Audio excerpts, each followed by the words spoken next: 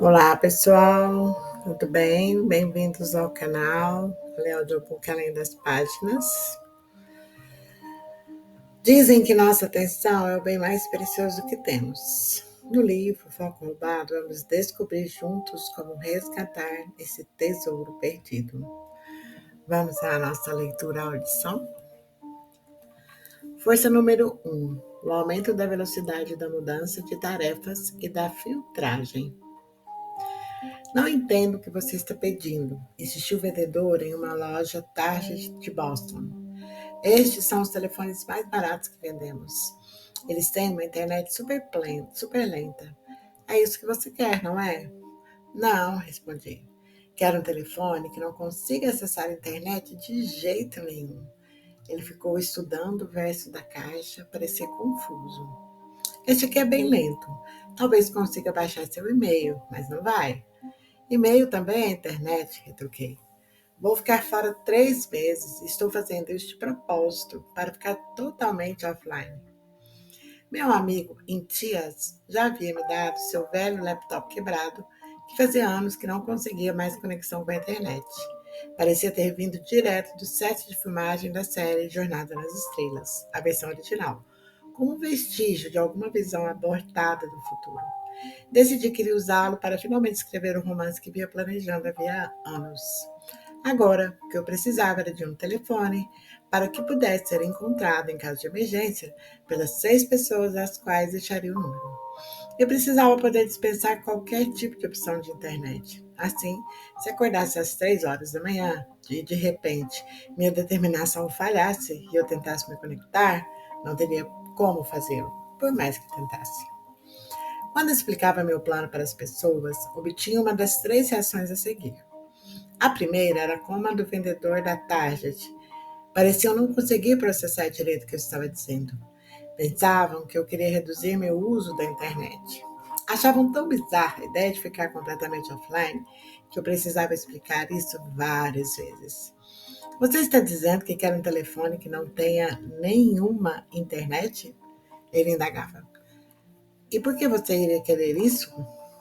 A segunda reação, a mesma que aquele sujeito teve em seguida, era uma espécie de pânico. E o que você vai fazer se surgir uma emergência? Ele perguntara. Não me parece certo. Eu replicara então. Que tipo de emergência poderia exigir que eu estivesse online? O que poderia acontecer? Não sou presidente dos Estados Unidos. Não preciso expedir ordens se a Rússia invadir a Ucrânia. Qualquer coisa, ele dissera. Pode acontecer qualquer coisa. Eu ficava explicando às pessoas da minha idade, tinha 39 anos então, que todos havíamos passado metade da vida sem celular. Portanto, não seria tão difícil assim imaginar voltar à maneira de viver como havíamos tido por tanto tempo. Ninguém parecia ficar muito convencido. E a terceira reação era da inveja. As pessoas começaram a fantasiar o que fariam com todo aquele tempo que gastavam no celular se esse tempo fosse de repente liberado.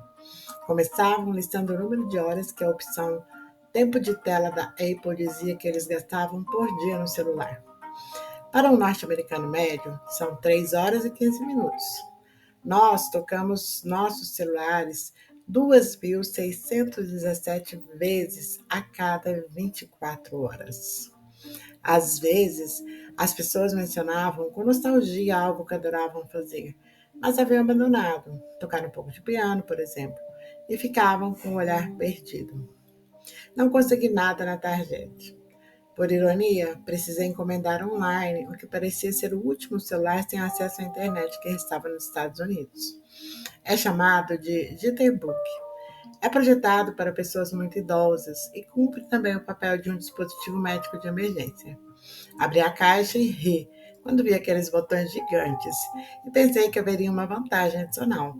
Se eu desmaiasse, ele me conectaria imediatamente com o hospital mais próximo. Despejei em cima da cama do hotel tudo o que trouxera comigo. Havia checado todas as coisas rotineiras que costumavam exigir que eu use o celular para fazer e comprei objetos para substituir cada uma delas. Então, pela primeira vez desde a adolescência, comprei um relógio, um despertador. Desenterrei meu velho iPod e coloquei um monte de audiolivros e podcasts. Corri o dedo pela tela, lembrando quanto aquele dispositivo me parecera futurista ao comprá-lo 12 anos antes. Agora, parecia algo que Noé poderia ter levado na arca. Vi o laptop quebrado do Inicias, agora transformado de verdade em um processador de texto no estilo da década de 90. E ao lado dele uma pilha de romances clássicos que fazia algumas décadas que intencionava ler, como Guerra e Paz, o primeiro da pilha. Peguei um Uber para deixar meu iPhone e meu MacBook com uma amiga que mora em Boston. Hesitei antes de colocá-los em cima da mesa da casa dela. Apertei um botão no celular para pedir um carro que me levasse até o terminal de barcos, e então desliguei-o e me afastei depressa, como se ele pudesse sair correndo atrás de mim. Senti uma ponta de pânico. Não estou pronto para isso, pensei. Então, de algum lugar do fundo da minha mente, me lembrei de algo que o escritor espanhol José Ortega y Gasset disse: não podemos postergar viver para quando estivermos prontos. A vida nos é disparada a queima-roupa. Se não fizer isso agora, pensei, não farei nunca. E vou acabar deitado no leito de morte, checando quantos likes consegui no Instagram. Subi no carro e evitei olhar para trás. Anos antes, eu aprendera com cientistas sociais que, quando se trata de vencer algum tipo de ato destrutivo, uma das ferramentas mais eficazes que temos é o chamado pré-compromisso. Ele aparece também em uma das mais antigas histórias humanas que sobreviveram, a Odisseia de Homero.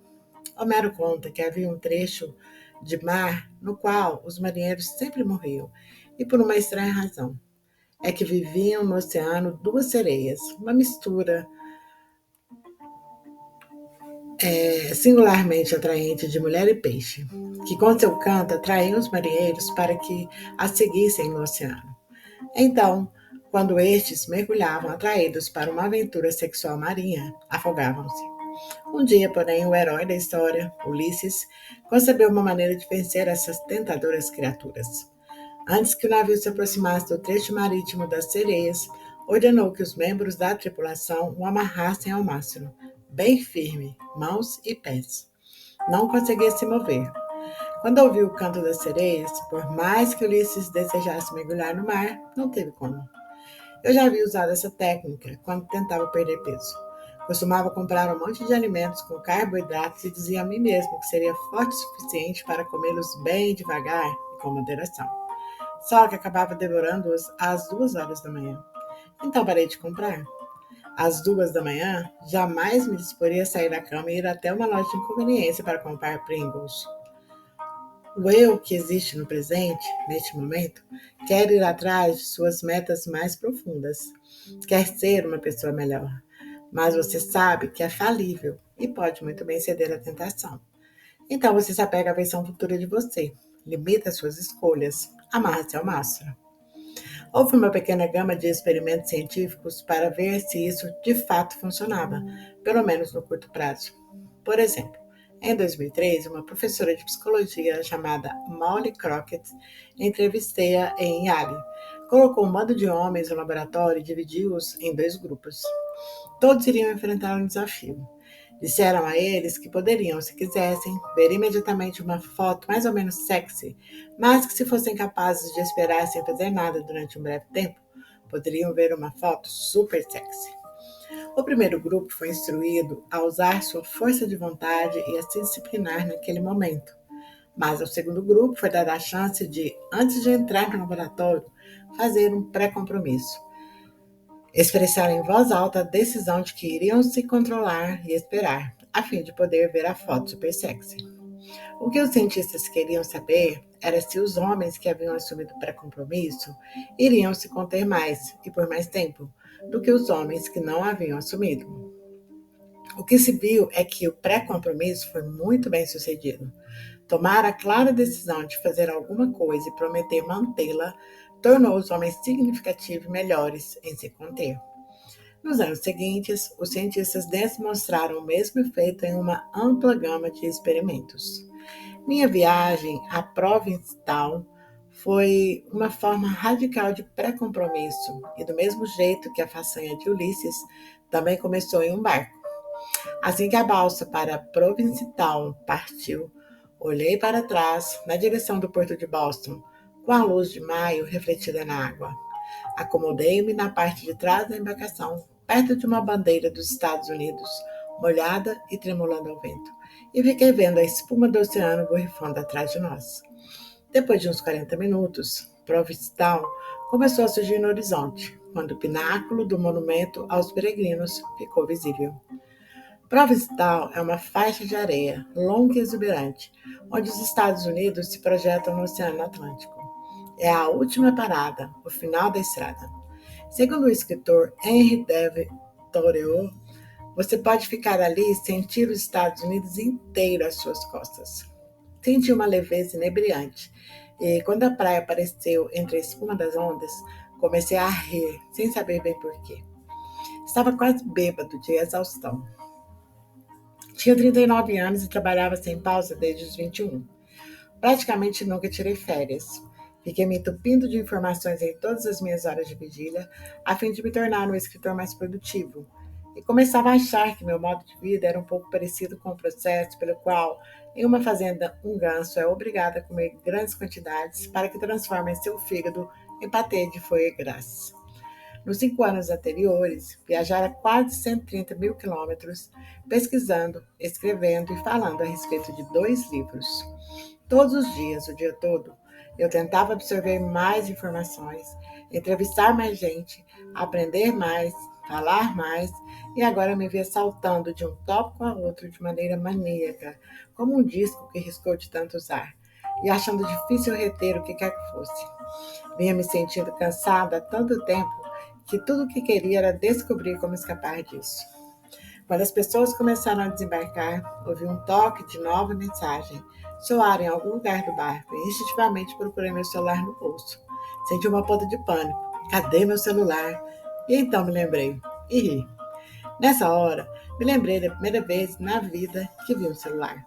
Eu tinha uns 14, 15 anos, portanto foi em 1993 ou 94, e estava no andar de cima do ônibus 340 em Londres, voltando para a casa da escola. Um homem de terno falava alto em um objeto que, na minha memória, se parecia com um pedaço de esterco de vaca. Todos que estávamos no andar de cima viramos para olhar o homem. Ele parecia curtir estar sendo notado e começou a falar mais alto ainda. Isso durou um tempo, até que outro passageiro disse a ele: Amigo? Sim, você é um babaca. E todos nós no ônibus quebramos a regra número 1 do transporte público em Londres. Olhamos uns para os outros e sorrimos. Lembro que no início do celular, essas pequenas rebeliões vinham acontecendo em toda Londres. Todos viam isso como uma invasão absurda. Uns 5 anos mais tarde, quando fui para a universidade, enviei meu primeiro e-mail. Tinha 19 anos.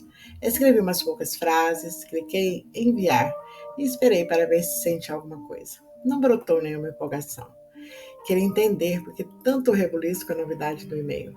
Se tivesse me dito que dentro de 20 anos, uma combinação dessas duas tecnologias, celular e e-mail, que de início pareciam antipáticas e entediantes, iria virar algo dominante na minha vida a ponto de eu ter de pegar um barco e fugir, teria achado que tinha enlouquecido. Tirei minha mala do barco e peguei um mapa que havia impresso na internet. Fazia anos que não ia a lugar nenhum sem o Google Maps. Mas, felizmente, Provincetown tem uma única rua comprida, portanto, literalmente há apenas 2 direções a indicar: pegar a esquerda ou pegar a direita. Eu tinha que pegar a direita, até o escritório do corretor imobiliário de quem eu alugara meu quinhão de uma casa de praia. A Commercial Street corre pelo meio de Provincetown e fui andando pelas elegantes lojas da Nova Inglaterra, que vendem lagostas e adereços sexuais. Não na mesma loja, obviamente. Esse é um nicho que até Provincetown descartaria. Lembrei-me que havia escolhido aquele lugar por algumas razões. Um ano antes, passara por um dia ali, vindo de Boston, para visitar meu amigo Andrew, que passava todos os verões ali. Provincetown é uma mistura de aldeia pitoresca do Cabo Cod, no tradicional estilo da Nova Inglaterra, com um reduto de sexo. Por longo tempo foi uma cidade pesqueira de classe trabalhadora, povoada por imigrantes portugueses e seus filhos. Depois, vários artistas se mudaram para cá e virou um enclave boêmio. Mais tarde, tornou-se um destino gay. Hoje, nos velhos chalés de pescadores, Vivem agora homens cujo único emprego é se vestir de Úrsula, a vilã de A Pequena Sereia, e cantar canções sobre sexo oral para os turistas que lotam a cidade no verão. Escolhi Provincetown porque achei charmosa, não, mas não complexa. Imaginei, talvez com um pouco de arrogância, ter compreendido sua dinâmica essencial nas minhas primeiras 24 horas ali. Estava determinado a ir para um lugar que não fosse instigar demais minha curiosidade jornalística. Se tivesse escolhido, digamos, Bali, sei que logo tentaria descobrir como funcionava a sociedade balinesa, iria entrevistar pessoas e não demoraria para voltar à minha mania de absorver informações. Queria um purgatório bonito, onde eu pudesse descontrair e nada mais. O corretor da imobiliária, Pet, levou-me de carro até a casa de praia. Era perto do mar, uns 40 minutos de caminhada até o centro de Provincetown, na verdade, quase na cidade vizinha de Truro. Era uma casa básica de madeira, dividida em 4 apartamentos. O meu era o de baixo à esquerda. Pedi a Pet que removesse tudo que fosse moderno para a eventualidade de eu, em acesso de loucura, comprar algum dispositivo com conexão à internet e que tirasse todos os pacotes de TV a cabo do televisor. Eu tinha 2 quartos. Atrás da casa havia um pequeno caminho de cascalho e no final dele, esperando por mim, o oceano, vasto, aberto e quente. Pet desejou-me boa sorte e eu estava sozinho. Desembargotei meus livros e comecei a folheá-los. Não consegui engatar na leitura do primeiro que peguei. Deixei-o de lado e fui caminhar em direção ao mar. Era o começo de temporada em Provincetown e havia apenas umas 6 pessoas que eu pudesse ver, qualquer que fosse a direção que eu olhasse, estendendo-se por quilômetros. Senti então uma repentina certeza. Você tem esse tipo de sentimento poucas vezes na vida, de que havia feito mesmo a escolha certa. Passaram tempo demais fixando meu olhar em coisas que eram muito rápidas e efêmeras, como um feed de Twitter. Quando você fixa o olhar em coisas aceleradas, sente-se meio abstraído, pilhado, pronto para ser capturado, a não ser que se mexa, acene e grite. Agora me vejo olhando para uma coisa muito velha e muito permanente. Esse oceano estava aqui muito antes de mim, pensei, e continuará aqui muito depois de minhas preocupações terem sido esquecidas. O Twitter faz a pessoa sentir que o mundo inteiro está obcecado por ela e por seu pequeno ego, que ama você, odeia você, está falando de você neste exato momento. O oceano faz você sentir como se o mundo estivesse dedicando-lhe uma indiferença suave, fresca e acolhedora. Nunca vai discutir com você, não importa o quanto grite alto. Fiquei ali um longo tempo. Havia algo de chocante para mim em ficar tão quieto, estático, em vez de rolando. Tentei me lembrar da última vez em que havia ficado assim. Caminhei em direção à Provincetown, junto ao mar, com meu jeans arregaçado. A água estava quente e meus pés afundavam um pouco na areia. Peixinhos passavam nadando em volta das minhas pernas brancas. Na... Vi caranguejos enterrando-se na areia à minha frente. Então, depois de uns 15 minutos, notei algo tão estranho que fiquei olhando fixo. Quanto mais fixava o olhar, mais confuso eu ficava. Havia um homem em pé no meio da água, saindo do meio do oceano. Não estava em um barco, nem em cima de algum dispositivo flutuante que eu pudesse ver, mas estava bem adentrado no mar, em pé, bem ereto e firme. Achei que na minha exaustão, talvez eu tivesse começado a alucinar. Acenei para ele. Ele acenou de volta. Então virou-se e ficou com as palmas das mãos estendidas, voltadas para a água. Ficou ali um longo tempo e eu também observando. Então começou a andar na minha direção, aparentemente sobre a água. Ele viu minha expressão de perplexidade e explicou que, quando a maré sobe em Provincetown, ela cobre a praia, mas o que você não consegue ver é que a areia embaixo é irregular. Abaixo da superfície da água há bancos e elevações de areia, e se você anda por elas, quem olha tem a peculiar impressão de que você está andando sobre as águas. Eu veria este homem com frequência depois disso, com o passar das semanas e meses, em pé no meio do Atlântico, as palmas abertas, quieto e imóvel por horas. Isso, pensei comigo, é o oposto do Facebook. Ficar perfeitamente quieto, olhando para o oceano com as mãos espalmadas. Mais tarde, fui à casa do meu amigo Andrew. Um dos cachorros dele correu para me receber. Fomos caminhar e jantamos juntos. Andrew fizeram um longo e silencioso retiro no ano anterior, sem telefone, sem conversas, e disse que curtia essa sensação de bem-estar, porque ela não dura muito. Disse que quando você coloca suas distrações de lado, começa a ver do que é que estava se distraindo. Ah, Andrew, você também gosta de fazer drama, hein? Brinquei, e nós dois rimos. Mais tarde, dei uma volta a pé pela Commercial Street, passei pela biblioteca, pelo prédio da prefeitura, o monumento à AIDS e pela confeitaria, e pelas drag queens distribuindo filipetas para os shows delas à noite, até que ouvi uma cantoria. Em um barzinho, o Crawl and Anchor, havia pessoas em volta de um piano cantando canções de musicais. Entrei. Junto àqueles estranhos, cantamos a maioria das canções da trilha de Evita e Ranch. De novo, senti o impacto de uma grande diferença. Ficar com um grupo de estranhos cantando com eles ou interagir com grupos de estranhos por meio de telas. O primeiro grupo dilui seu senso de ego. O segundo aplica murros e cutucadas em você. A última canção que cantamos foi A Whole New World, o mundo ideal. Voltei a pé para minha casa de praia, sozinho, às 2 horas da manhã. Fiquei pensando na diferença entre aquela luz azul brilhante que gastei tanto tempo na minha vida olhando e que mantém você sempre alerta, e a luz natural que me envolvia, que parecia dizer: o dia acabou, agora descanse. A casa de praia estava vazia. Não havia mensagens de texto, de voz, nem e-mails me aguardando. Ou se houvesse, eu não teria conhecimento por 3 meses. Deitei na cama e caí no sono mais profundo de que consigo me lembrar. Acordei 15 horas mais tarde. Passei uma semana nessa névoa de descompressão, sentindo-me quase entorpecido, uma mistura de exaustão e inquietude. Eu me sentava em cafés e conversava com estranhos. Dei uma volta pela biblioteca de provas e tal, e pelas suas 3 livrarias, e escolhi mais alguns livros que pretendia ler. Comi tantas lagostas que, caso um dia a espécie evolua e ganhe consciência, serei lembrado como o seu Stalin, um destruidor em escala industrial. Percorri a pé todo o caminho que levava ao local em que os primeiros peregrinos chegaram em solo norte-americano, há 400 anos. Eles deram umas voltas por ali, não descobriram muita coisa e navegaram um pouco mais, aportando em Plymouth Rock. Coisas estranhas começaram a borbulhar na minha consciência. Ficava ouvindo dentro da minha cabeça os versos iniciais de canções das décadas de 80 e 90, quando eu era criança, canções nas quais fazia anos que não pensava.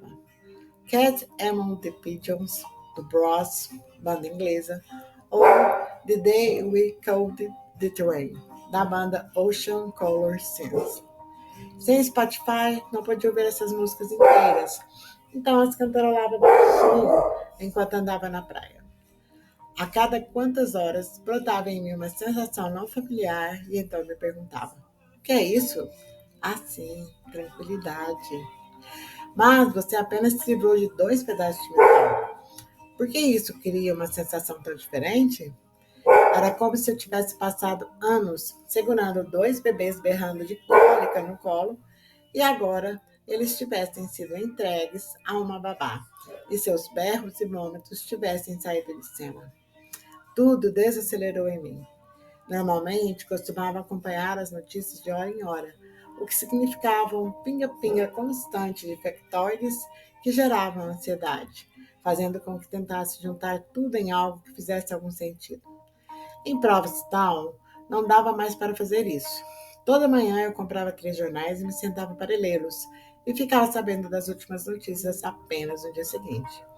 Em vez de uma rajada constante percorrendo toda a minha vida de vigília, obtinha um guia aprofundado, já selecionado, a respeito do que havia acontecido, e então eu podia voltar minha atenção para as outras coisas. Um dia, não muito depois da minha chegada, um homem armado entrou na redação de um jornal de Maryland e matou 5 jornalistas. Claro que eu, como jornalista, me senti particularmente afetado, e na minha anterior vida normal, teria recebido mensagens de texto dos meus amigos assim que o fato acontecesse, e passaria várias horas acompanhando os desdobramentos pelas mídias sociais, absorvendo relatos truncados, indo aos poucos montando um quadro. Em Provincetown, no dia seguinte ao massacre, bastaram 10 minutos para eu saber com clareza todos os detalhes trágicos que precisava saber em letra impressa. De repente, jornais físicos, exatamente aquilo que um homem armado havia atacado, pareceram-me uma invenção muito moderna e muito útil a todos nós. Compreendi que meu modo normal de consumir notícias induzia ao pânico e que esse novo estilo me permitia ter um ponto de vista em relação ao fato. Senti que alguma coisa estava acontecendo naquela primeira semana, que ia abrindo um pouco meus receptores para mais atenção e mais conexão. Mas o que era isso? Só comecei a entender aquelas 2 primeiras semanas em Provincetown e por que me sentia daquele jeito mais tarde, quando fui a Copenhague. Os filhos de Sunny Lehman estavam pulando na cama dele quando ele se deu conta, com uma pontada no estômago, de que havia algo errado. Toda manhã, seus 2 meninos pulavam em cima dele e da esposa, gritando excitados e alegres por estarem acordados para o novo dia. É o tipo de cena que você pinta na sua mente que deseja que se torne real quando imagina ser pai um dia. E Sunny adorava seus filhos. Sabia que deveria ficar comovido pela alegria deles de acordar e sentirem-se vivos, mas toda manhã, sempre que apareciam, automaticamente ele estendia a mão, não para eles, mas para algo mais frio. Eu estendi o braço e pegava meu celular para checar os e-mails, ele me contou. Mesmo diante daquelas criaturas incríveis, maravilhosas e doces, pulando em volta de minha cama. Toda vez que pensava nisso, ele sentia vergonha. Sunny era um físico experiente, mas depois de um tempo percebeu que teria que investigar na Universidade Técnica da Dinamarca, onde é professor no Departamento de Matemática Aplicada e Ciência da Computação, o que estava acontecendo não apenas na física, mas com ele. Estava obcecado pela maneira com que vinha perdendo minha capacidade de focar, ele contou-me. Eu percebia que, de alguma forma, não era mais capaz de controlar meu próprio uso da internet. De repente, e meio inconscientemente, ele viu-se acompanhando os pequenos detalhes de eventos, como as eleições presidenciais dos Estados Unidos, pelas mídias sociais, hora após hora, sem propósito algum. Isso afetava não só seu papel como pai, mas como cientista. Ele disse: eu havia chegado à conclusão que minha função, em certo sentido, era pensar um pouco diferente dos demais, mas estava em um ambiente que me fornecia simplesmente as mesmas informações que todos recebiam e me fazia pensar exatamente como eles. Sunny teve a percepção de que a deterioração que experimentava em seu foco afetava também um monte de outras pessoas ao seu redor, mas ele sabia que em muitos estágios da história as pessoas haviam imaginado de igual maneira experimentar algum tipo de declínio social desastroso, quando, na verdade, estavam apenas envelhecendo. É sempre tentador confundir seu declínio pessoal com o declínio da espécie humana. Sunny, que na época estava perto dos 40 anos, questionou a si mesmo: sou um velho ranzinza ou o mundo está realmente mudando? Então, junto a cientistas de toda a Europa, promoveu o maior estudo científico já conduzido para responder a uma questão-chave. Será que o nosso espectro coletivo de atenção está de fato encolhendo? Como primeiro passo, esses cientistas listaram as fontes de informação que poderiam analisar. A primeira e mais óbvia era o Twitter. O site havia sido lançado em 2006 e Sunny começou seu estudo em 2014. Portanto, tinham 8 anos de dados para examinar. No Twitter, você consegue rastrear quais são os tópicos sobre os quais as pessoas estão conversando e por quanto tempo discutem. A equipe começou a fazer uma análise massiva dos dados. Por quanto tempo as pessoas falavam sobre um determinado assunto no Twitter? Houve mudança na extensão de tempo em que elas focam, coletivamente, em um tópico específico? Será que agora elas falam dos tópicos que despertam obsessão nelas, as trending hashtags, por mais ou menos tempo em comparação com o passado recente? Eles constataram que, em 2013, um tópico ficava na lista dos 50 assuntos mais discutidos por 17 horas e meia. Por volta de 2016, a média caiu para 11,9 horas. Isso sugeriu que todos nós, neste site, estávamos focando em qualquer coisa por um tempo cada vez mais curto. Tudo bem, eles pensaram, isso é importante, mas poderia ser apenas uma excentricidade do Twitter. Logo, começaram a examinar toda uma gama de outros conjuntos de dados. Foram ver então o que as pessoas procuravam no Google, qual a taxa de rotatividade nisso. Analisaram as vendas de ingressos de cinema, por quanto tempo as pessoas continuam indo ao cinema para assistir a um filme depois que eles se tornam um sucesso. Estudaram o Reddit, por quanto tempo os assuntos permanecem ali. Todos os dados sugeriram que, com o passar do tempo, estávamos focando menos em qualquer assunto individual. A única exceção, de modo intrigante, era a Wikipédia, onde o nível de atenção em assuntos mantinha-se estável. Em relação a quase qualquer conjunto de dados que examinassem, o padrão era o mesmo. Sunny disse: examinamos um monte de sistemas diferentes e vimos que em cada um deles há a tendência à aceleração. Está ficando mais rápido a alcançar um pico de popularidade e, em seguida, há uma queda também mais rápida. Os cientistas quiseram saber há quanto tempo isso vinha acontecendo e foi quando fizeram uma descoberta realmente reveladora. Eles passaram a examinar o Google Books, que escaneou o texto integral de milhões de livros.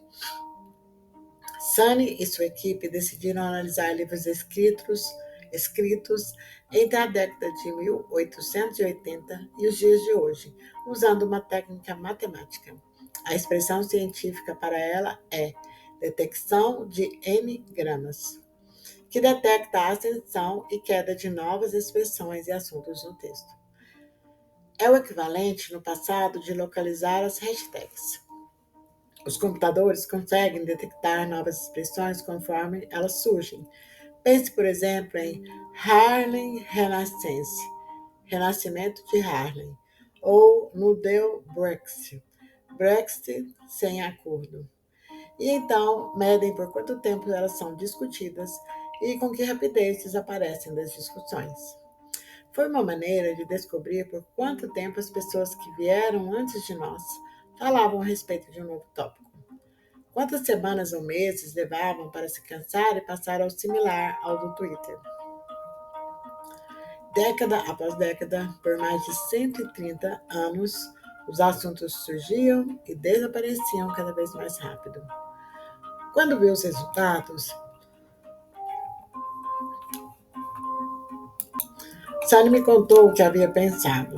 Deus do céu, é verdade mesmo, algo está mudando. Não se trata apenas do mesmo de sempre e sempre. Foi a primeira prova obtida no mundo de que o espectro de nossa atenção coletiva vem encolhendo. Fato crucial é que isso está acontecendo não apenas desde o surgimento da web, mas ocorreu durante toda a minha vida, a vida dos meus pais e dos meus avós. Sim, a internet trouxe rápida aceleração da tendência, mas o fato crucial é a descoberta feita por essa equipe científica de que essa não é a única causa. Sunny e seus colegas quiseram compreender o que estava impulsionando essa mudança, então construíram um complexo modelo matemático para tentar entender. É um pouco parecido com os sistemas que os cientistas da meteorologia constroem para fazer uma boa previsão das mudanças climáticas. Todos os detalhes técnicos de como fizeram isso, se você se interessar, estão na pesquisa que eles publicaram.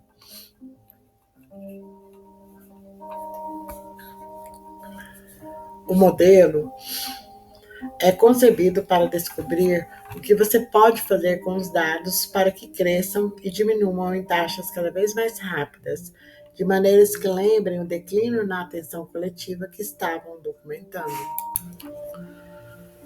O modelo é concebido para descobrir o que você pode fazer com os dados para que cresçam e diminuam em taxas cada vez mais rápidas, de maneiras que lembrem o declínio na atenção coletiva que estavam documentando. O que descobriram é que existe um mecanismo que pode fazer isso acontecer todas as vezes.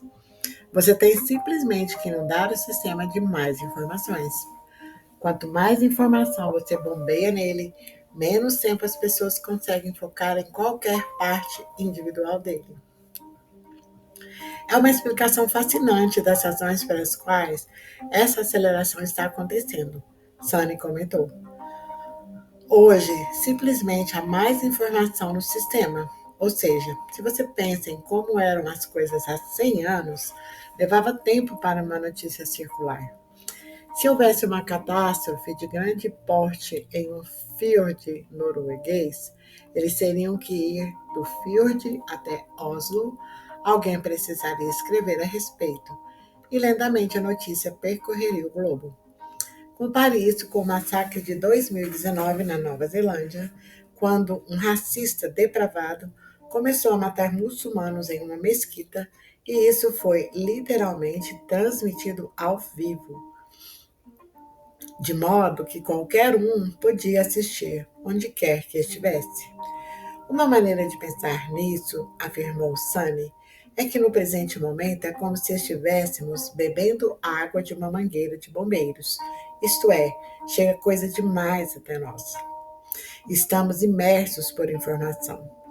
Os números brutos disto foram analisados por outros dois cientistas, Dr. Martin Hebert, da Universidade do Sul da Califórnia, e doutora Priscila Lopes, da Universidade Aberta da Catalunha.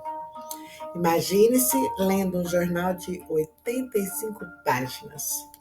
Em 1986, se você somasse toda a informação veiculada a um ser humano médio, TV, rádio, leitura, ela equivaleria à informação de 40 jornais por dia. Por volta de 2007, eles constataram que havia crescido ao equivalente a 174 jornais por dia. Eu ficaria perplexo se me dissessem que isso não aumentou desde então. O aumento no volume de informação é o que cria a sensação de que o mundo está acelerando. De que modo essa mudança nos afeta? Sunny sorriu quando perguntei.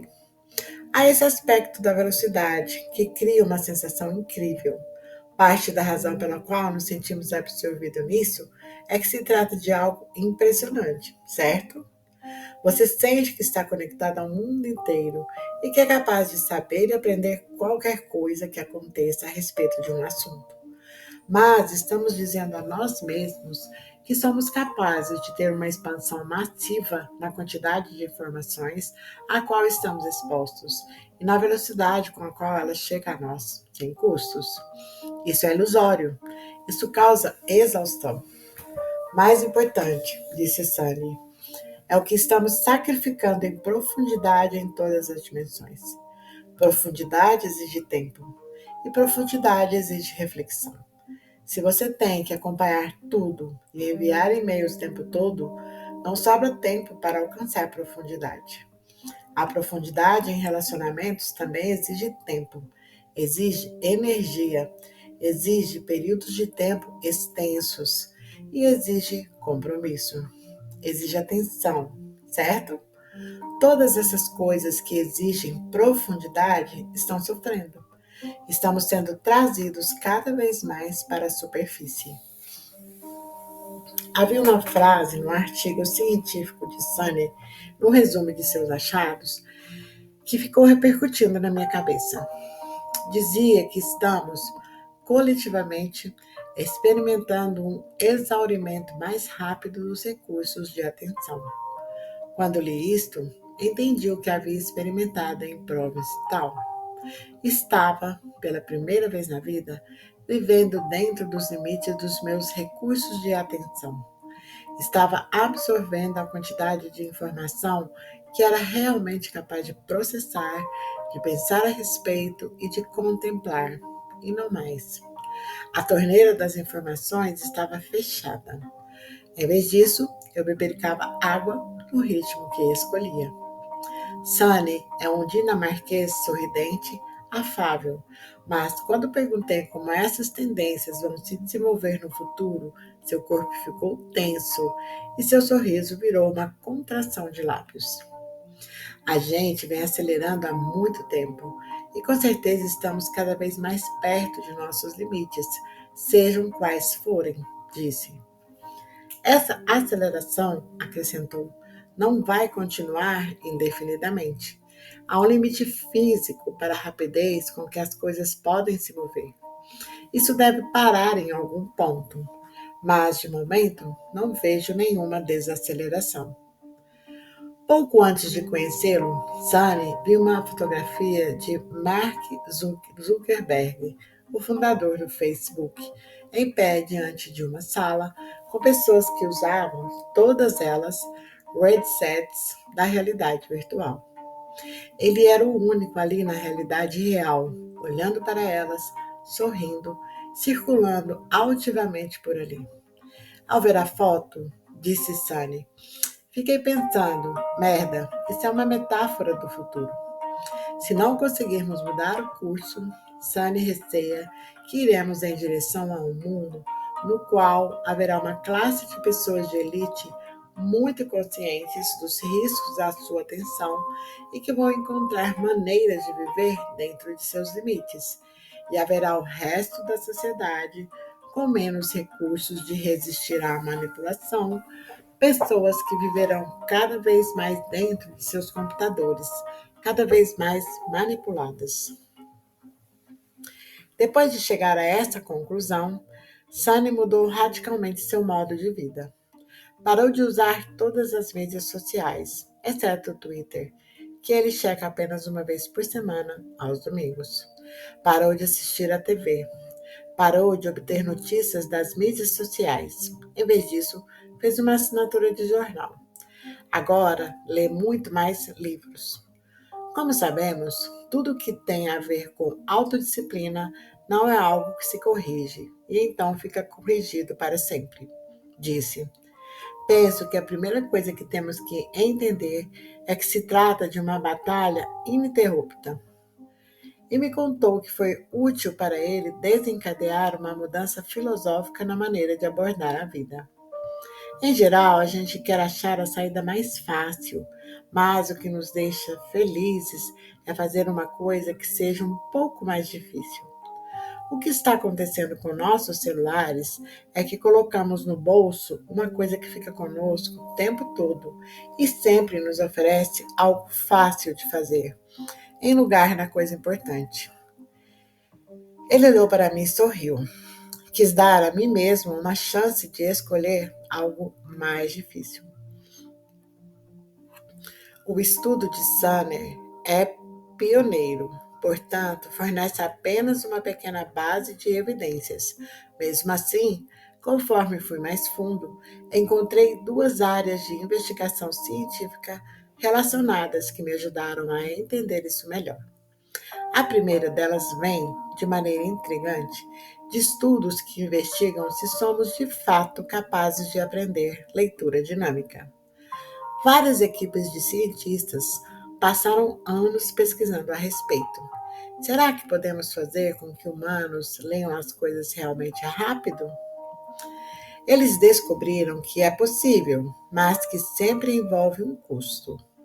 Essas equipes reúnem pessoas comuns e as fazem ler mais rápido que normalmente. Com o treino e com a prática, parece que isso funciona. Elas conseguem passar os olhos sobre as palavras mais rapidamente e retêm algo do que estão vendo. Mas se depois você testa o que leram, descobre que quanto mais rápido leem, menos entendem aquilo que foi lido. Maior velocidade significa menor compreensão. Os cientistas, então, estudaram leitores rápidos profissionais e descobriram que, embora não sejam obviamente melhores nisso que o restante de nós, acontece a mesma coisa. Isso mostra que há um limite para a rapidez com que humanos conseguem absorver informação. E ao tentar ultrapassar essa barreira, você simplesmente diminui a capacidade de seu cérebro compreender. Os cientistas que investigaram o assunto descobriram também que, se você faz as pessoas lerem rápido, elas têm probabilidade bem menor de lidar com material complexo ou desafiador. Começam a preferir relatos simplistas. Depois de ler isto, examinei de novo meus hábitos. Quando leio o jornal físico, costumo ser atraído para as histórias que ainda não entendi. Digamos, por que razão houve um levante no Chile? Mas quando leio o mesmo jornal online, geralmente pulo essas histórias e clico nas mais simples, nas mais escaneáveis, relacionadas com aquilo que já conheço. Depois que percebi isso, fiquei especulando se de alguma maneira estamos cada vez mais fazendo uma leitura rápida da vida, pulando com pressa de uma coisa a outra, absorvendo cada vez menos. Um dia, nesse meu verão sem internet, depois de ler lentamente um livro, de fazer uma refeição sem pressa e dar um passeio vagaroso pela cidade, fiquei pensando se na minha vida normal eu vinha sofrendo de algum tipo de jet lag mental. Quando você viaja de avião até um fuso horário distante, sente como se tivesse se movimentado muito rápido e ficado fora de sincronia com o mundo ao redor. O escritor britânico Robert Colville diz que estamos vivendo a grande aceleração e, como Sony argumentou, que não se trata apenas de nossa tecnologia estar mais rápida, praticamente tudo acelerou. Há evidência de que uma ampla gama de fatores importantes em nossas vidas realmente estão se acelerando. As pessoas falam de maneira significativamente mais rápida agora do que na década de 50. E em apenas 20 anos, as pessoas passaram a caminhar 10% mais rápido nas cidades. Em geral, essa aceleração nos é apresentada com espírito de celebração.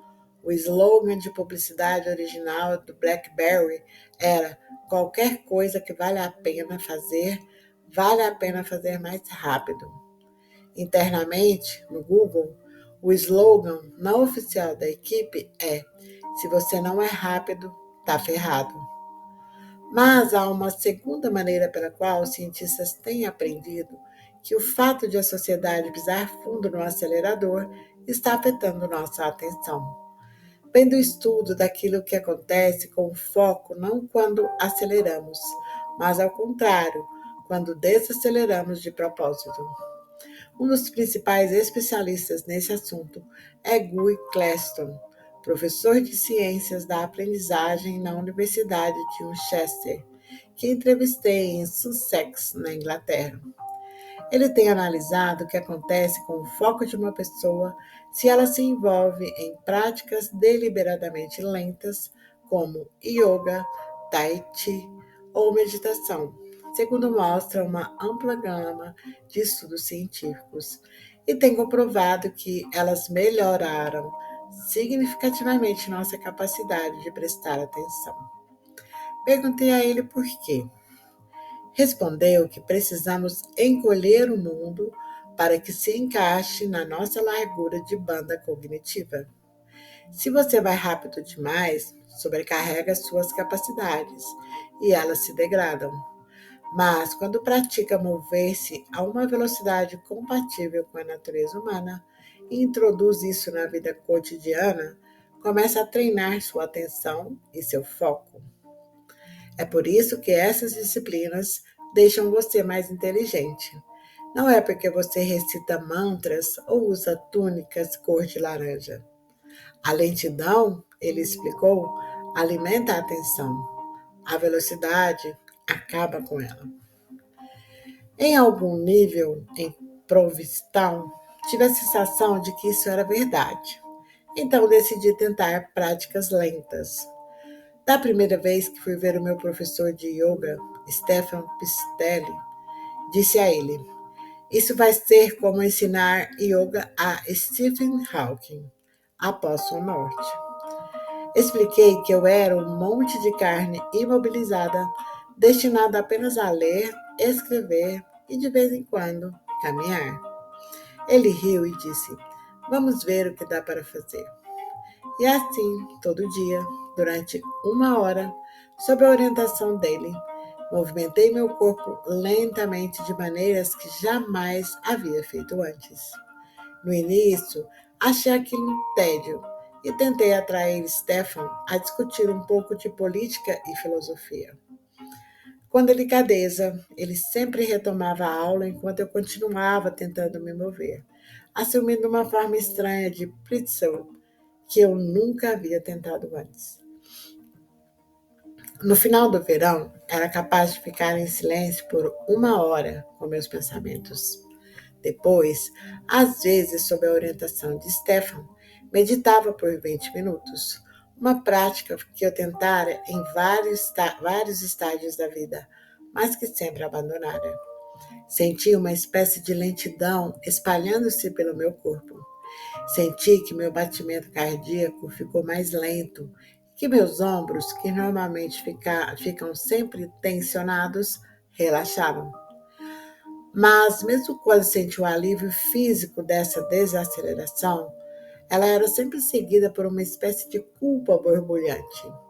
Eu pensava, como é que eu vou explicar isso aos meus amigos pilhados, estressados, quando voltar para casa?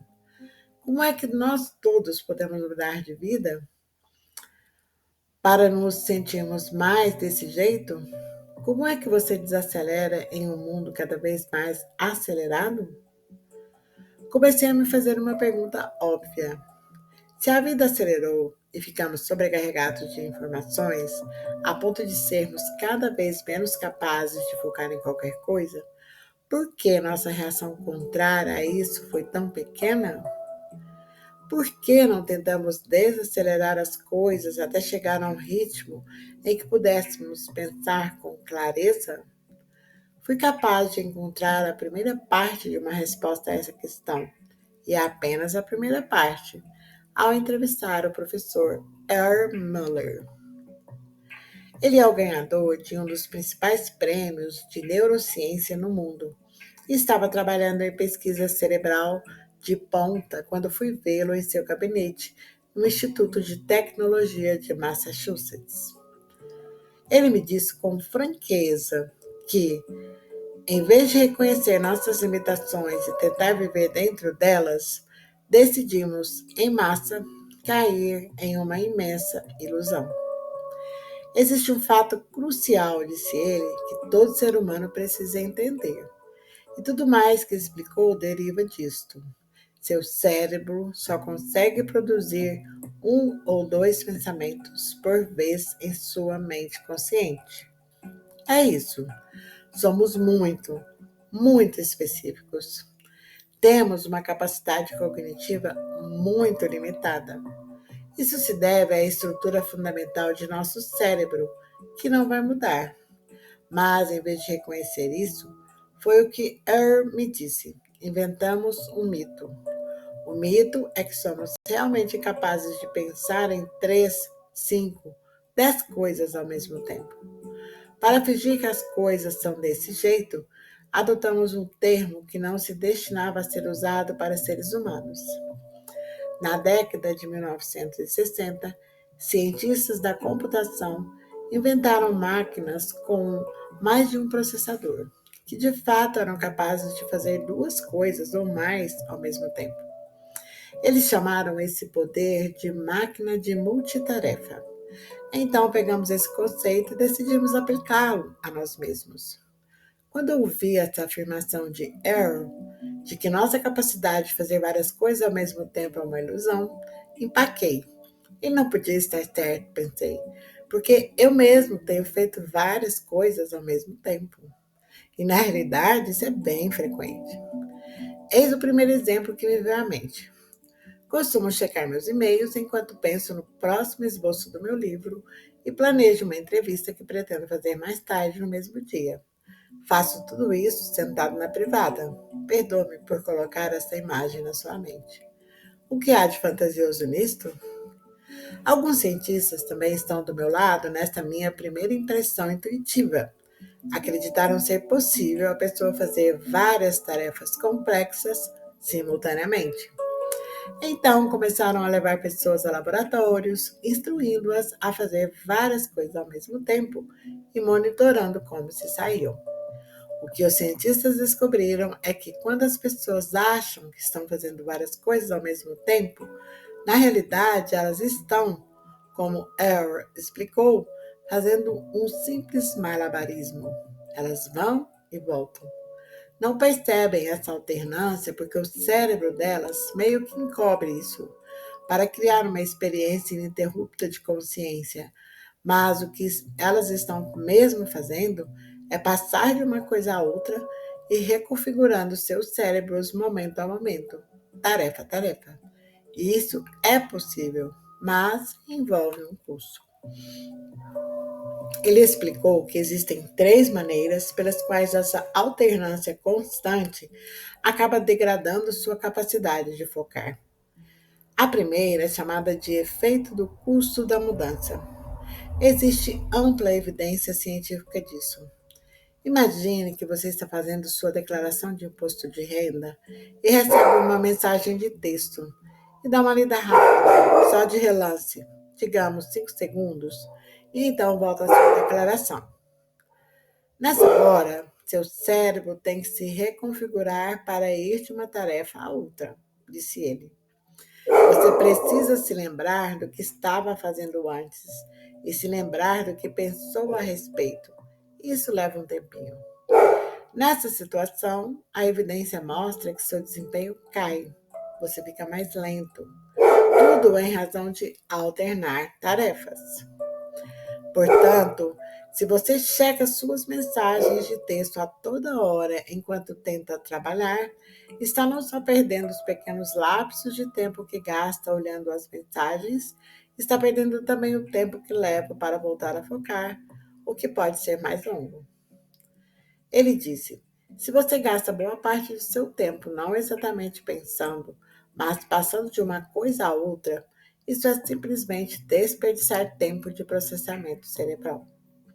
Significa que, se o seu tempo de tela diz que você está usando o seu celular 4 horas por dia, você está gastando mais tempo que isso em foco perdido.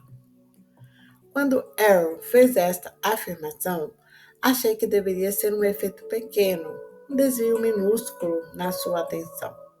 Só que, ao ler a pesquisa relevante, vi que existem alguns dos dados científicos sugerindo que o efeito pode ser surpreendentemente grande.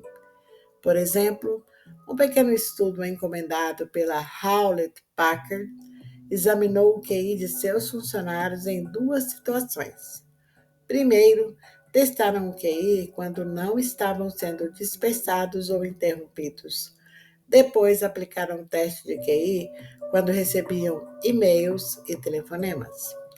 O estudo revelou que a distração tecnológica, simplesmente por e-mails e ligações, fazia o QI dos funcionários cair 10 pontos. Para dar uma ideia da dimensão disso, no curto prazo, equivale ao dobro da derrubada no seu QI quando você fuma maconha. Portanto, em termos de ser capaz de realizar seu trabalho, sugere que seria melhor você ir trabalhar depois de fumar um baseado do que ficar checando a toda hora suas mensagens de texto e de Facebook. A pesquisa mostra que a partir daí a coisa piora. A segunda maneira pela qual alternar tarefas prejudica sua atenção é o que poderíamos chamar de efeito pisar na bola.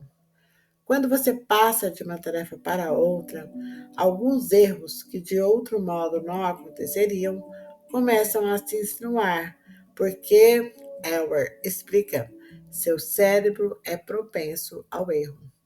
Quando você passa de uma tarefa para outra, ele precisa voltar atrás um pouco e acertar o passo, ver onde foi que largou a coisa. E ele não consegue fazer isso com perfeição. Começam a acontecer falhas. Em vez de dedicar um tempo crucial a um pensamento realmente profundo, você é levado a pensar de modo mais superficial, porque fica gastando tempo, um monte de tempo, corrigindo erros e voltando atrás.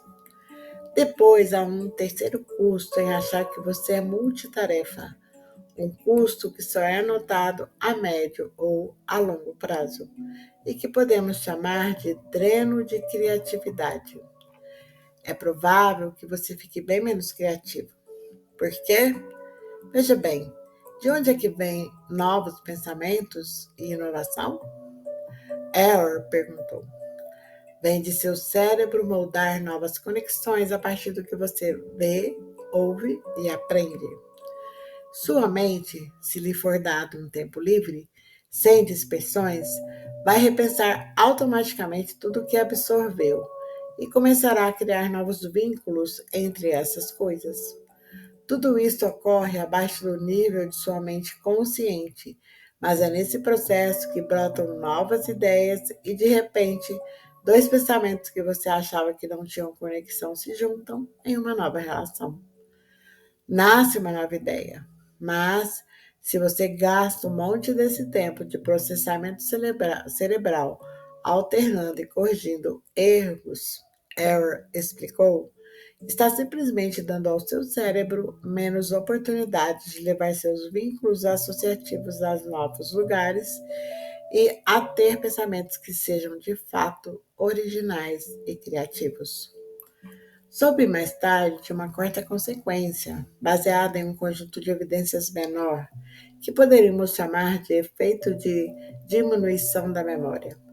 Uma equipe da Universidade da Califórnia, em Los Angeles, instruiu pessoas a cumprirem duas tarefas ao mesmo tempo e acompanhou-as para ver os efeitos. Comprovou-se que depois disso elas não conseguiam se lembrar tão bem o que haviam feito quanto as pessoas que haviam realizado apenas uma tarefa por vez.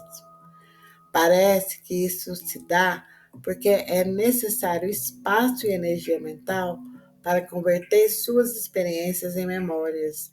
E se você gasta sua energia em passar rapidamente uma tarefa para outra, se lembrará e aprenderá menos.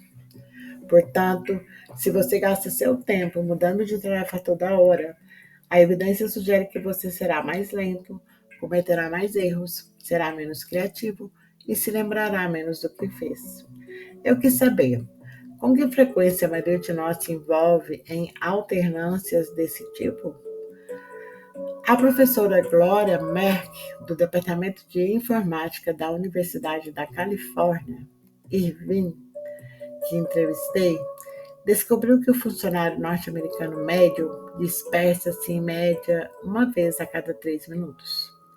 Vários outros estudos mostram que uma porção maior de norte-americanos estão quase sempre sendo interrompidos e mudando de uma tarefa a outra.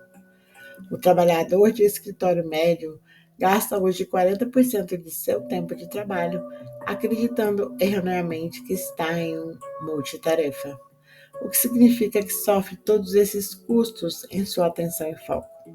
Na realidade, esse tempo sem interrupções está ficando raro. Um estudo revelou que a maioria dos funcionários de escritório nunca consegue ter uma hora inteira ininterrupta em um dia normal. Eu precisei olhar essa cifra várias vezes até absorvê-la de fato. A maioria dos funcionários de escritório nunca conseguem ficar uma hora inteira sem ser interrompido. Isso acontece em todos os níveis dos negócios. O CEO médio de uma empresa da Fortune 500, por exemplo, tem por dia apenas 28 minutos sem interrupção.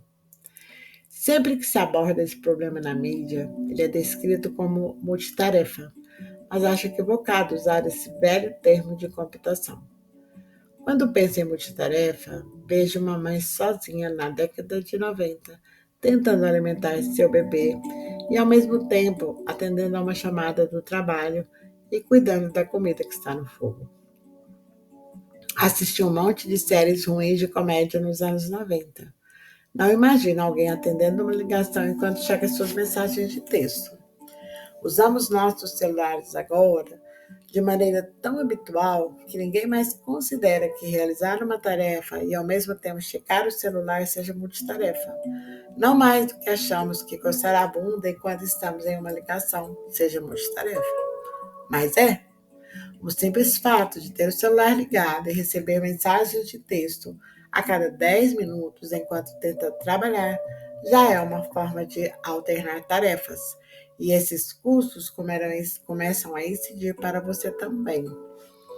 Um estudo do Laboratório de Computação Humana da Universidade Carnegie Mellon reuniu 136 estudantes e submeteu-os a um teste. Alguns tinham que desligar o celular e outros ficavam com ele e recebiam mensagens de texto intermitentes. Os que recebiam mensagens tiveram desempenho, na média, 20% inferior. Outros estudos em cenários similares chegaram a resultados ainda piores, em torno de 30%. Tenho uma impressão de que quase todos nós que usamos smartphones estamos perdendo esses 20 a 30% praticamente o tempo inteiro. É muito poder cerebral perdido para uma espécie. Para entender o quanto de prejuízo isso significa, Auer sugeriu que eu simplesmente examinasse uma das causas de morte que cresce mais rápido no mundo: dirigir distraído. O neurocientista cognitivo Dr. David Strayer, da Universidade de Utah, realizou uma pesquisa detalhada na qual pediu às pessoas que utilizassem simuladores de condução de veículos a fim de rastrear o quanto sua direção era segura quando estavam distraídas por algum dispositivo tecnológico, algo tão simples quanto seu celular recebendo mensagens de texto. Constatou-se que seu nível de comprometimento era muito similar a estarem bêbados. Vale a pena ressaltar isso. Distrações persistentes têm um efeito tão danoso na sua atenção na estrada quanto consumir álcool a ponto de ficar embriagado. A dispersão que temos em toda a nossa volta não é só incômoda, é mortal. 1 de cada 5 acidentes de carro deve-se agora a um motorista distraído. A evidência é clara, contou-me Error. A única opção, se você quer fazer as coisas direito, é focar em uma coisa por vez. Conforme ficava sabendo de tudo isso, concluí que meu desejo de absorver um tsunami de informações sem perder minha capacidade de focar era como querer comer todo dia no McDonald's e continuar magro. Um sonho impossível. O tamanho e a capacidade do cérebro humano não mudaram significativamente nos últimos 40 mil anos, Error explicou, e não terá um upgrade tão cedo. No entanto, iludimos-nos a respeito desse fato. O Dr. Larry Rosen, professor de psicologia na Universidade do Estado da Califórnia, descobriu que o adolescente médio e o jovem adulto acreditam sinceramente que são capazes de acompanhar 6 ou 7 formas de mídia ao mesmo tempo. Não somos máquinas. Não podemos viver segundo a lógica das máquinas. Somos humanos e funcionamos de outro jeito. Quando soube desses fatos, entendi outra razão crucial de estar me sentindo tão bem em Provincetown e tão restabelecido mentalmente. Pela primeira vez em muito tempo, permitia-me focar em uma coisa por vez por longos períodos de tempo.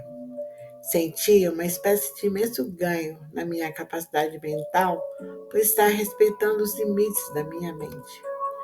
Perguntei a Error se, em vista do que sabemos sobre o cérebro, era sensato concluir que os problemas de atenção realmente eram piores agora do que em alguns momentos do passado. Ele respondeu, sem dúvida. Segundo ele, criamos na nossa cultura uma tempestade perfeita de degradação cognitiva como resultado da dispersão. Não era fácil admitir isso. Uma coisa é termos a impressão de que é uma crise, outra é ouvir um dos principais neurocientistas do mundo dizer que estamos vivendo no meio de uma tempestade perfeita que está degradando nossa capacidade de pensar. O melhor que podemos fazer agora, prosseguiu El, é tentar livrar-nos dessas dispersões à medida do possível. A certa altura de nossa conversa, ele soou muito otimista, sugerindo que todos nós podemos alcançar progressos nisto a partir do dia de hoje. Disse: o cérebro é como um músculo. Quanto mais você usa certas coisas, mais forte fica a conexão e melhor as coisas funcionam. Se está tendo dificuldades em focar, diz ele, tente ficar em uma única tarefa por 10 minutos. E então permita-se ficar disperso por um minuto. E em seguida volte a passar mais 10 minutos em uma tarefa exclusiva e assim por diante. Ao fazer isso, a coisa fica mais familiar. Seu cérebro se dá cada vez melhor com esse regime, porque você fortalece as conexões neurais envolvidas nesse comportamento. E não vai demorar para você conseguir fazê-lo por 15 minutos, 20, meia hora, entende? Faça isso. Pratique. Comece devagar, mas pratique. E você conseguirá. Para chegar a esse resultado, ele disse que você tem que se afastar por períodos de tempo cada vez maiores das suas fontes de distração. É um erro, segundo ele, tentar a tarefa única com base na força de vontade, porque é muito difícil resistir àquele tapinha no ombro que a informação lhe dá. Quando perguntei de que maneira nós, como sociedade, poderíamos encontrar um jeito de fazer isso, disse que ele não é sociólogo e que eu teria que procurar essas respostas em outro lugar. Nosso cérebro agora não está só sobrecarregado de tanta alternância. Aprendi que também está sobrecarregado de outra coisa. Adam Ghazali, professor de neurologia, fisiologia e psiquiatria na Universidade da Califórnia, ajudou-me a entender isso quando me encontrei com ele em um café em São Francisco. Explicou que devemos pensar no cérebro como uma casa noturna, em cuja porta de entrada há um segurança. A função dele é filtrar a maioria dos estímulos que estão nos atingindo a cada momento. O barulho do trânsito, o casal que está discutindo na calçada do outro lado da rua, o celular que tocou no fundo da cafeteria, para podermos pensar com coerência em uma coisa por vez. A segurança é essencial. Essa capacidade de filtrar a informação relevante é crucial para sermos capazes de alcançar nossas metas. E essa segurança é forte e sarado. É capaz de encarar a briga com 2, 4, talvez até 6 pessoas que estejam querendo entrar todas juntas no seu cérebro. Ele é capaz de fazer muita coisa. A parte de seu cérebro que faz isso é conhecida como córtex pré-frontal. Mas hoje, segundo Adam, nosso segurança vive numa situação sem precedentes. Além de ficar alternando tarefas como nunca fez antes, nosso cérebro também está sendo obrigado a filtrar as coisas mais freneticamente do que em qualquer outra época do nosso passado. Pense em algo tão simples quanto barulho. Há ampla evidência científica de que se você está sentada em uma sala barulhenta, sua capacidade de prestar atenção se deteriora e seu trabalho fica pior. Por exemplo, crianças em salas de aula barulhentas têm uma atenção pior do que as que estudam em salas de aula silenciosas. No entanto, muitos de nós estão rodeados por altos níveis de ruído, trabalhando em escritórios abertos, dormindo em cidades populosas e digitando em nossos laptops em cafeterias lotadas de gente, como aquela em que estávamos sentados naquela hora. A crescente poluição sonora é apenas um exemplo. Vivemos rodeados por distrações que gritam e querem nossa atenção e a atenção dos outros. Como resultado, disse Adam, o segurança precisa trabalhar muito mais para não deixar passar as dispersões. Está exausto. E há muito mais coisa querendo passar por ele e invadir sua mente, interferir no fluxo de seus pensamentos. Com isso, boa parte do tempo ele não consegue mais filtrar como fazia antes. O segurança está sobrecarregado e a casa noturna acaba ficando cheia de idiotas barulhentos que perturbam quem está lá querendo dançar. Temos limitações fundamentais, Adam acrescentou. Podemos ignorá-las e fingir que somos capazes de fazer tudo o que desejamos, ou podemos reconhecê-las e viver nossa vida de uma maneira melhor. Nas minhas 2 primeiras semanas em Provincetown, senti que finalmente havia conseguido sair da loucura. Tinha ido viver em um mundo de tarefa única que não me enfiava à força toda aquela pressão mental de alternar e filtrar tarefas. É assim que meu verão vai ser, pensei comigo. Um oásis de calma, um exemplo de como é possível viver de outro jeito. Comia cupcakes e ria com estranhos. Sentia-me leve e livre. Então aconteceu algo que eu não esperava. No 14º dia, acordei e minha mão imediatamente tateou na mesa de cabeceira, procurando o celular, como fazia toda manhã desde que eu chegara. Encontrou apenas meu telefone mudo, no qual não havia mensagens, apenas a opção de avisar o hospital mais próximo caso eu sofresse alguma queda. Eu consegui ouvir o assunto do oceano à distância. Virei-me e vi todos os livros que vinha desejando ler, esperando por mim. E tive uma sensação muito intensa, algo que não conseguia entender direito. E nessa hora começou a pior semana que eu experimentara nos últimos anos.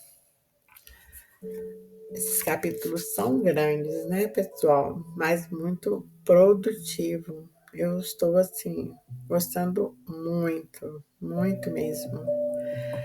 Então, se você gostou dessa leitura, compartilhe esse momento com alguém que também precisa recuperar o foco e até a próxima. Tchau, tchau.